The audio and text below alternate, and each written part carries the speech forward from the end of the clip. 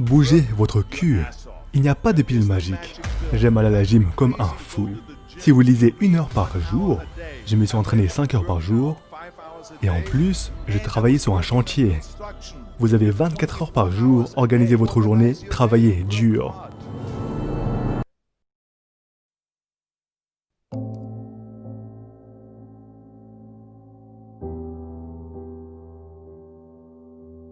J'allais à l'université. Je m'entraînais 5 heures par jour. Et en plus, je travaillais sur un chantier de construction. Car à cette époque, il n'y avait pas d'argent dans le bodybuilding. Je n'avais pas d'argent pour les suppléments alimentaires. Je devais travailler de cette façon. J'ai donc travaillé sur un chantier de construction. Je suis allé à l'université et à la gym en plus de 20h à minuit le soir. Je faisais des cours de théâtre 4 fois par semaine. J'ai fait tout cela. Je ne perdais pas une seule minute. Et c'est pourquoi je suis ici aujourd'hui.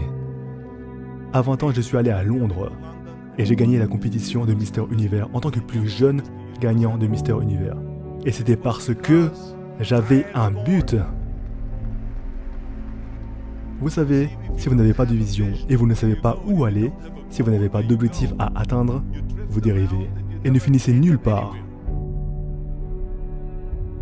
74% des Américains détestent leur travail. La plupart des gens n'aiment pas ce qu'ils font. C'est parce qu'ils n'ont aucun but à suivre. Ils dérivent délibérément et lorsqu'un nouvel emploi arrive, ils acceptent parce qu'ils doivent travailler. Mais quand votre travail est juste une corvée, c'est juste du travail et ce n'est pas amusant. Pensez donc au fait qu'un quart des gens seulement aiment vraiment ce qu'ils font dans la vie. Les gens me demandent toujours, quand ils me voyaient à la salle de gym soulever de la fonte, comment peux-tu t'entraîner aussi dur 5-6 heures tous les jours et t'as un sourire sur le visage constamment. Les autres travaillent aussi dur que toi, mais ils ont un visage aigri. Comment ça se fait? Je dis toujours ça aux gens. C'est parce que pour moi, je vise un objectif. Devant moi est le titre de Monsieur Univers. Donc à chaque répétition que je fais, je me rapproche de mon objectif, jusqu'à ce que mon objectif, ma vision, devienne réalité. Chaque série que je fais, toutes les répétitions, chaque fois que je soulève, je fais un pas de plus vers la réalisation de mon objectif. Donc je ne pouvais pas attendre pour faire un autre squat à 200 kg. J'avais hâte de refaire un développé couché à 200 kg. J'avais hâte de refaire 2000 autres abdos. Je pouvais à peine attendre pour le prochain exercice. Alors laissez-moi vous dire, visualisez votre objectif pour y aller rend le processus amusant. Vous devez avoir un objectif, quoi que vous fassiez dans la vie. Vous devez avoir un objectif. Mohamed Ali a travaillé très dur. Et je l'ai vu personnellement. Je me souviens quand il y avait ce journaliste sportif à la salle de gym, quand il s'entraînait et qu'il faisait des abdos, il a demandé « Combien d'abdos faites-vous » Ali a répondu « Je ne compte pas jusqu'à que ça commence à faire mal. » Maintenant, pense-y, il ne commence pas à compter les abdos jusqu'à que ça commence à lui faire mal. C'est seulement quand il commence à compter. C'est ce que nous appelons le travail acharné. Vous ne pouvez pas éviter le dur labeur qui que vous soyez. Bougez votre cul. Il n'y a pas de pilule magique. Il n'y a pas de magie là-dehors. Vous ne pouvez pas l'éviter, vous devez travailler et travailler. Réaliser ceci et cela n'est possible qu'avec un travail acharné. Ça me rend fou que les gens me disent qu'ils n'ont pas assez de temps d'aller à la gym pendant 45 minutes par jour et s'entraîner. Ou faire quoi que ce soit pendant 45 minutes pour se développer, soit physiquement ou mentalement. Imaginez lire 1 heure par jour. À propos d'histoire, combien apprendrez-vous après 365 heures et 1 an plus tard? Imaginez si vous en apprenez davantage sur l'histoire des musiciens et des compositeurs, combien en sauriez-vous? Imaginez travailler sur un business que vous souhaitez développer tous les jours pendant 1 heure. Imaginez à quel point vous irez loin. Donc ça me rend fou quand les gens disent « Je n'ai pas le temps ». Il y a 24 heures par jour, tous les jours. Nous dormons 6 heures par jour, donc ça nous laisse encore 18 heures. Il y a quelqu'un qui secoue la tête et pense « Non, non, moi je ne dors pas 6 heures, je dors 8 heures, d'accord ?» Eh bien, dors plus vite. Donc 18 heures sont disponibles tous les jours. Une personne moyenne travaille 8 à 10 heures par jour. Mais supposons qu'il s'agisse de 10 heures, donc il reste 8 heures. Puis on est dans les transports 1 heure par jour, ou peut-être 2 heures. Donc il reste 6 heures par jour. Que faites-vous avec ces 6 heures? Que faites-vous? Tu manges un peu? Tu dragues un peu? Tu parles à quelques gens? Mais vous pouvez voir combien de temps libre est disponible si vous organisez vos journées. Donc vous devez travailler dur. Je déteste le plan B. Et je vais vous dire pourquoi. Nous avons tellement de personnes qui doutent. Comme dit plus tôt, ceux qui disent non.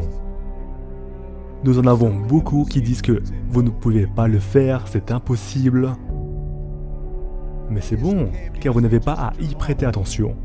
Comme je l'ai dit plus tôt, si nous entendons non, nous comprenons oui. Au lieu de tu ne peux pas le faire, nous comprenons tu peux le faire. Et tu peux faire ça. Parmi toutes les personnes négatives autour de vous. Parce que quand tu commences à douter de toi, c'est très, très dangereux. Parce que si vous vous dites essentiellement que si mon plan ne fonctionne pas, alors j'ai un autre plan, un plan B. Cela signifie que vous commencez à penser au plan B et toutes les pensées vont au plan B. Cela vous divertit du plan A et de l'énergie que vous y mettez.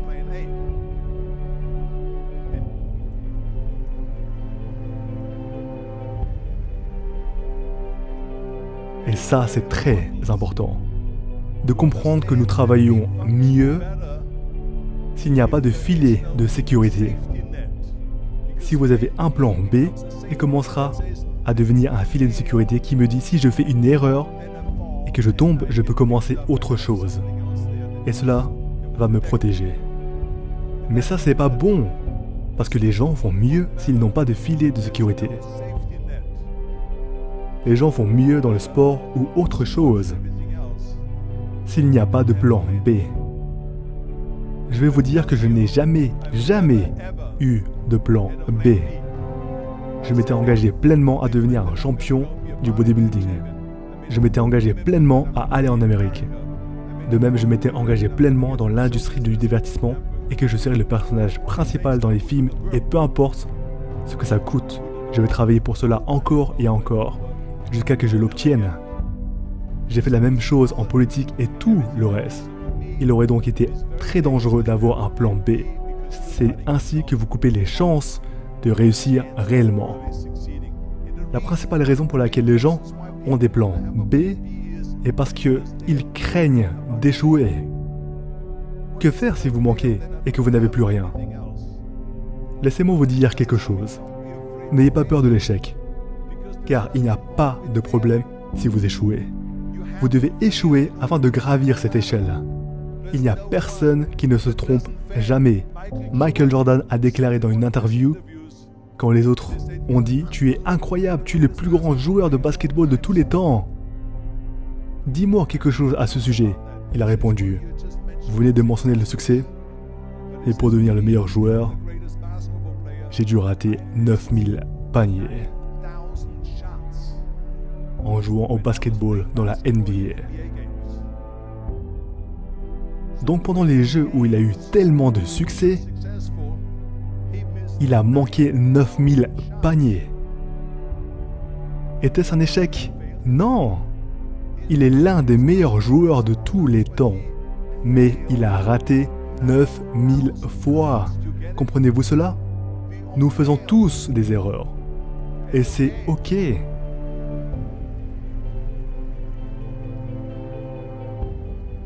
Mais ce qui n'est pas ok, c'est que lorsque vous échouez, vous restez à terre. Quiconque qui reste à terre est un perdant. Les gagnants font des erreurs et se relèvent. Ils échouent et se relèvent. Ils échouent et se relèvent. Ils se relèvent toujours. Ça, c'est un gagnant. Ça, c'est un gagnant. J'ai échoué dans le bodybuilding. J'ai perdu dans des compétitions de bodybuilding. J'ai perdu dans des compétitions de levage de poids. J'ai perdu dans des compétitions d'haltérophilie. J'ai eu des films qui sont partis dans les toilettes. Ils étaient terribles et ont reçu des mauvaises critiques. Je me souviens, dans la politique, j'ai eu beaucoup d'initiatives dans les bulletins de vote. Et nous avons perdu. En Californie, mon taux d'acceptation est tombé à 28%. Et puis a augmenté à nouveau, et j'ai de nouveau remporté l'élection de gouverneur. Hey, on perd tous. Nous avons tous des échecs, c'est ok. Donc je vous dis de ne pas craindre l'échec. Parce que si vous avez peur de l'échec, alors vous allez être rigide. Et vous ne pouvez pas vous détendre. Pour être performant dans tout, dans la boxe, votre travail ou votre pensée, cela ne fonctionne que si vous êtes détendu. Alors détends-toi. Tout va bien si vous faites une erreur. Donnez-vous juste à fond. C'est aussi simple que ça. Alors n'ayez pas peur de l'échec.